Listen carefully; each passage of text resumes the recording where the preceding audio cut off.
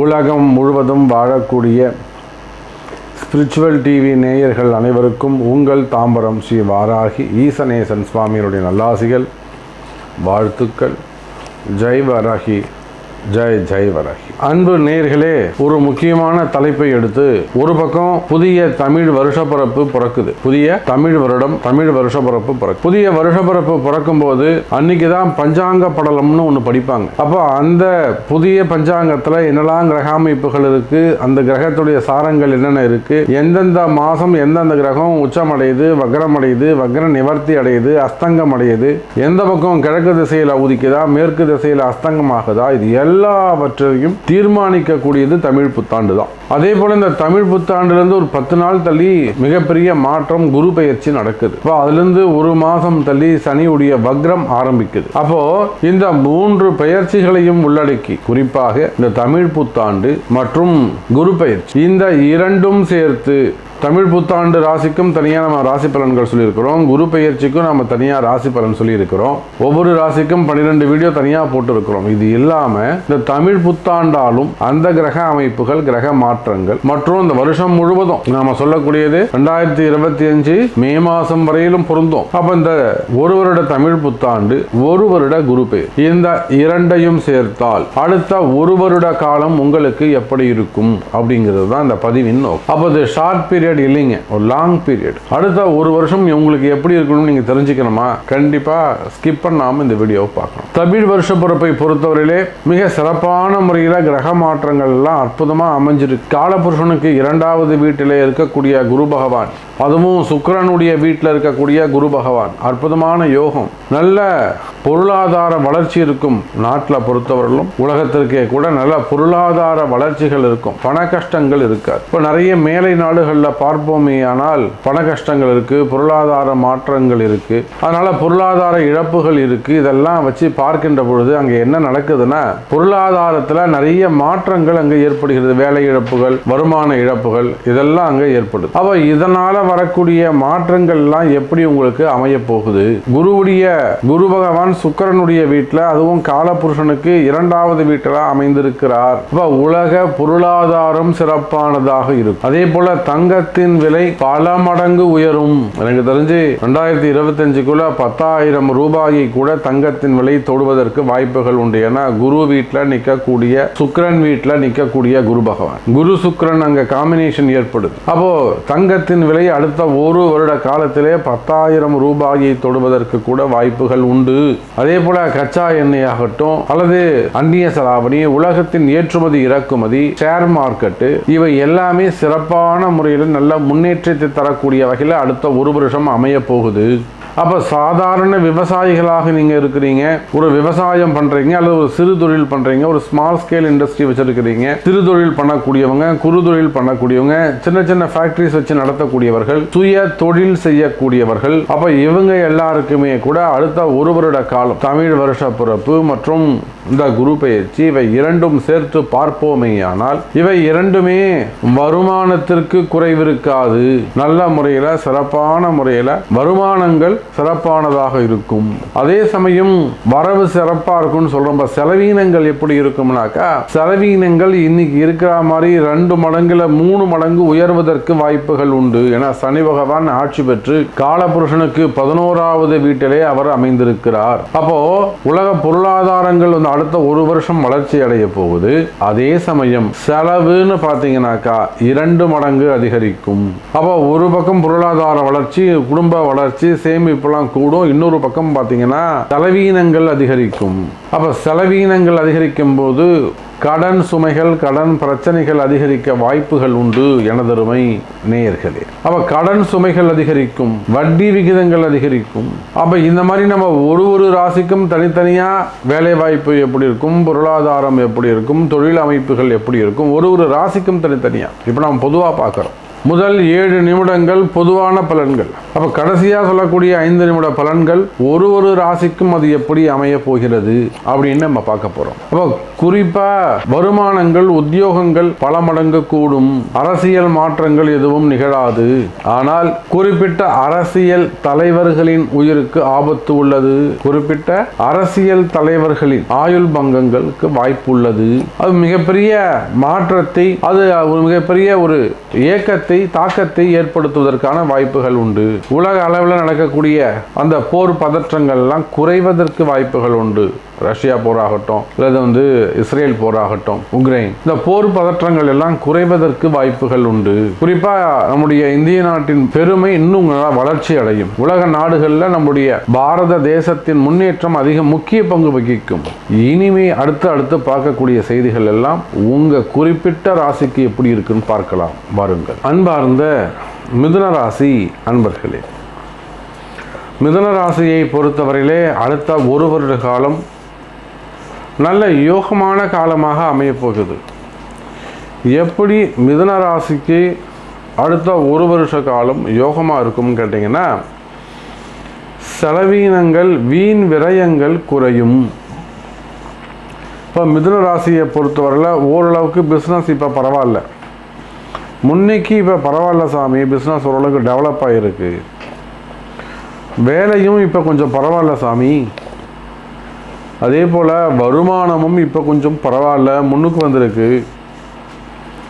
ஆனால் சுப விரயங்களுக்கு பதிலாக வீண் விரயங்கள் ஆகுது. வருமானம் வருது, ஆனால் பாருங்கள் சாமி, நம்ம சொல்கிற மாதிரி இல்லை. வருமானம் அதை விட செலவீனங்கள் அதிகமாக இருக்குது. அப்போ வீண் விரயங்கள் தவிர்க்கப்படும். இந்த அடுத்த 1 வருஷ காலம் மிதுன ராசிக்கு எப்படி இருக்கும்னு கேட்டிங்கனாக்கா, பணவரவு தனவரவு சமமானதாக இருக்கும். அதே சமயம் அந்த வீண் விரயங்கள் குறைக்கப்படும். வீணா செலவாத சாமி, நிறைய பேர் கொடுத்து ஏமாறுறாங்க. எங்கள் வீட்டுக்கார் சும்மாவே இருக்க மாட்டேங்கிறார். தான தர்மம் பண்ணிட்டு வந்துடுற, ஏமாந்துட்டு வந்துடுறாரு சாமி, ஏமாத்திடுறாங்க. அடுத்தவங்களுக்கு உதவி செய்து ஏமாந்து விடுகிறார்கள். அப்போ அந்த மாதிரியான ஏமாற்றங்கள் இருக்குமேயானால் அதெல்லாம் இனிமே சரியாகும். அதே போல் தேவையில்லாத வீண் செலவுகள், சம்மந்தமே இல்லாமல் ஒரு ஆரோக்கிய குறைவுகள் ஏற்படும். போனோம், ஆஸ்பத்திரி போவோம், 1 லட்ச ரூபா 2 லட்ச ரூபா வாங்கிடுவோம். அப்போ அந்த மாதிரி வீண் விரயங்கள் ஏற்படுமே. ஆனால் ஆஸ்பத்திரி செலவாக இருக்கட்டும், சம்திங் ஃபேமிலியில் நடக்கக்கூடிய விஷயமா இருக்கட்டும், வேஸ்ட் பண்ணுறது. ஒரு செலவு ஒரு போர் போடுவீங்க, அந்த ஒரு போரையே 4 போராக போடுவீங்க. அப்போ எல்லோரும் வீடு கட்டுறதுக்காக ஒரு அட்வான்ஸ் கொடுப்பீங்க, அவன் ஏமாற்றிட்டு போயிடுவான். அப்புறம் இன்னொரு புதுசாக ஆரம்பிப்பீங்க. இதே தான் தொழில் பண்ணுற இடத்துல, இதே தான் பிஸ்னஸ் பண்ணுற இடத்துல, இதே தான் அட்வான்ஸ் கொடுக்குற இடத்துல, இதே தான் வேலை செய்கிற இடத்துல. அப்போ மிதுன ராசி அன்பர்களே, உங்களுக்கு வீண் விரயங்கள் தடுக்கப்பட்டு சுப விரயங்கள் ஆரம்பமாகும். பசங்களுக்கு ஒரு கல்யாணம் பண்ணுறது, வீட்டில் ஒரு சடங்கு செய்கிறது, பசங்களுக்கு ஒரு மங்களகர நிகழ்ச்சிகள் நடத்துவது, அப்பா அம்மாவுக்கு ஒரு 60ஆம் கல்யாணம், 70ஆம் கல்யாணம், 80ஆம் கல்யாணம் செஞ்சு பார்க்கறது. அதே சமயத்தில் திருமண வைபவங்கள், நிச்சயதார்த்தங்கள், மொட்டடிக்கிறது, காது குத்துறது. ஆன்மீக பெரியோர்களாக இருப்பார்களே ஆனால் திருவிழாக்களை செய்து பார்ப்பது, பிரம்மோற்சவங்களை செய்து பார்ப்பது, ஆலய திருப்பணிகளிலே ஈடுபடுவது, இதை போன்று சுபவிரயமாக உங்களுக்கு அமைய போகுது. அப்போ அந்த அடுத்த 1 வருட காலம் வீண் விரயங்கள் தவிர்க்கப்பட்டு சுபவிரயங்கள் இருக்குமே. ஆனால் மனசுக்கு மகிழ்ச்சி கிடைக்கும், மன நிம்மதி அதிகரிக்கும், மனசில் நிலையான நிம்மதி தங்கும். அப்போ என்னங்க, மனசு சந்தோஷமாக இருக்குமே. ஆனால் உடல் ஆரோக்கியம் வலுப்பெறும். நோய்க்கு முக்கிய காரணமே கவலை தானுங்க. அந்த கவலை விலகும். கவலை வேண்டாம் மிதுன ராசி அன்பர்களே. சரி, இப்போ தொழில் அமைப்புகள், தொழில் செய்கிறவங்க, சின்ன சின்ன தொழில் செய்கிறவங்க, ஏழைகளை பற்றி நாம் பேசுவோம். சிறு சிறு தொழில் செய்யக்கூடியவர்கள், நார்மலாக ஒரு பிஸ்னஸ் பண்ணக்கூடியவங்க, சின்ன சின்ன கம்பெனிஸ் வச்சு நடத்தக்கூடியவங்க, அல்லது அரசியலில் சின்ன ஒரு வட்டம் மாவட்டம் அந்த மாதிரி லெவலில் இருக்கக்கூடியவங்க, நிர்வாகிகளாக இருக்கக்கூடியவங்க, அல்லது ஒரு பஞ்சாயத்து தலைவராக இருக்கீங்க, ஒன்றியம் அந்த மாதிரி இருக்கீங்க. அதே போல் கலைத்துறையில் சின்ன சின்ன துணை நடிகர்கள், காமெடி நடிகர்கள், அல்லது ஒரு வளர்ந்து வரக்கூடிய ஒரு டைரக்டராக இருக்கலாம், கதாசிரியராக இருக்கலாம். அப்போ அந்த மாதிரி நிலையில் நீங்கள் இருக்கிறீங்க. இப்போ தான் கொஞ்சம் கொஞ்சமாக டெவலப், உங்கள் தொழிலில் நீங்கள் இப்போ தான் கொஞ்சம் கொஞ்சமாக நீங்கள் டெவலப் ஆகிறீங்க. அப்போ சிறு தொழில்கள் எல்லாம் வளர்ச்சி அடையும், சிறு தொழில்கள் எல்லாம் நல்ல முன்னேற்றம் ஏற்படும். மிதுன ராசி நேயர்களே, அதே போல தான் உத்தியோகத்தை பொறுத்தவரையிலே, வேலை வாய்ப்புகளை பொறுத்தவரையிலே நிலையான வேலை அமைப்புகள் இருக்கும். வேலையில் நல்ல முன்னேற்றங்கள் ஏற்படும். வேலையில் நல்ல இடமாற்றங்கள், ப்ரமோஷன்ஸ் ஏற்படுவதற்கு வாய்ப்புகள் உண்டு. காரிய தடைகள், செயல் தடைகள், இந்த மாதிரி தடைகள் இருக்குமே, ஆனால் தடைகள் விலகும். குறிப்பாக மிதுன ராசி நேயர்களே, ஆரோக்கியம், ஆயுள் ஆரோக்கியம் அதிகரிக்கும். நல்லா எக்ஸசைஸ் பண்ணுறது, மாத்திரைகளை ஒழுங்காக சாப்பிட்றது, வாக்கிங் போகிறது, உடற்பயிற்சி செய்வது, இதெல்லாம் உங்களுக்கு நன்மை தரக்கூடியதாக இருக்கும். அப்போ ஆரோக்கியங்கள் அதிகரிக்கும் மிதுன ராசி நேயர்களே. இது போல் நிறைய விஷயங்கள் உங்களுக்கு அடுத்த ஒரு வருஷம் சிறப்பான காலமாக அமைகிறது. அப்போ என்னை பற்றி நீங்கள் சொல்லவே இல்லையே சாமி, நான் இந்த மாதிரி வெளிநாட்டில் இருக்கேன், நான் படிச்சுக்கிட்டு இருக்கேன், எனக்கு இன்னும் நீங்கள் சொல்லவே இல்லையே, அந்த மாதிரி உங்களுடைய கேள்விகள் இருக்குமே, ஆனால்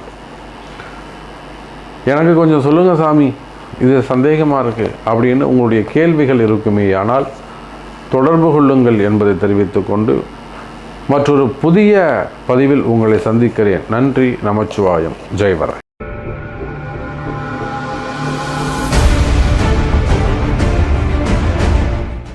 அன்பு பக்தர்களே, மாபெரும் குரு பெயர்ச்சி பரிகார ஹோமம், குரு பெயர்ச்சி விழா. குரு பகவான் மேஷ ராசியில் இருந்து ரிஷப ராசிக்கு 1/5/2024 மாலை 5 மணி அளவிலே மேஷ ராசியில் இருந்து ரிஷப ராசிக்கு பெயர்ச்சி அடைகிறார். இந்த மாபெரும் குரு பெயர்ச்சியை முன்னிட்டு மாபெரும் குரு பெயர்ச்சி பரிகார யாக வேள்வி 12 ராசி அன்பர்களுக்காகவும் நேரம் மாலை 4 மணி முதல் 8 மணி வரை. இடம் ஸ்ரீ மீனாட்சி சுந்தரேஸ்வரர் ஆலயம், சென்னை மேற்கு தாம்பரம். இந்த குரு பெயர்ச்சி மகாயாகத்தில் நீங்களும் உங்கள் குடும்பத்தாரும் மகா சங்கல்பத்தில் பங்கு பெற தங்கள் பெயரை பதிவு செய்ய உடனே தொடர்பு கொள்ளவும்.